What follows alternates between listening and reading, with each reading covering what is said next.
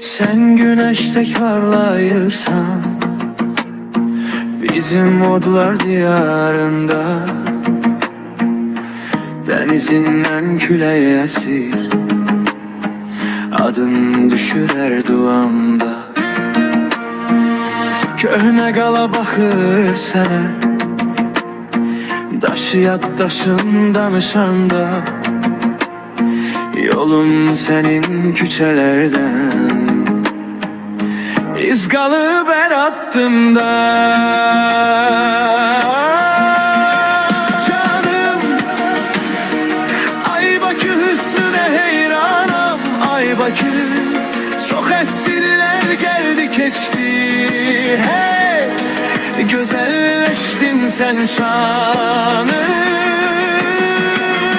ay Bakü, hey. Sen benim nefesim, gururum, kalbimin tahtında tacım, ay Bakü. Sahilinde gülür uşaqlar, akşamüstü çay içilir, gece düşür oldu senin şişe damda eks olunur.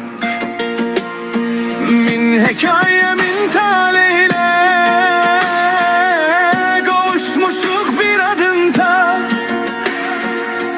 geden gelip seni sorar, kalar kalbin ocağında. Canım,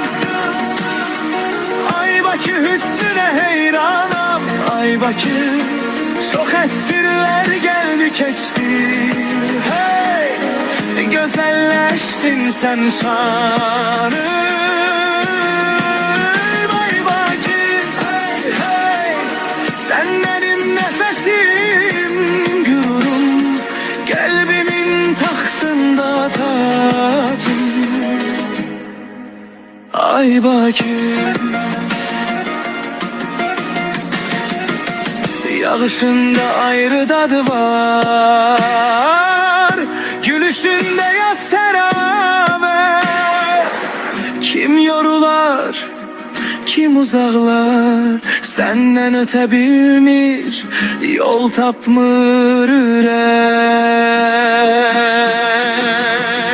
Canım, ay Bakü hüsnüne heyranam, ay Bakü. Çok esirler geldi geçti, hey.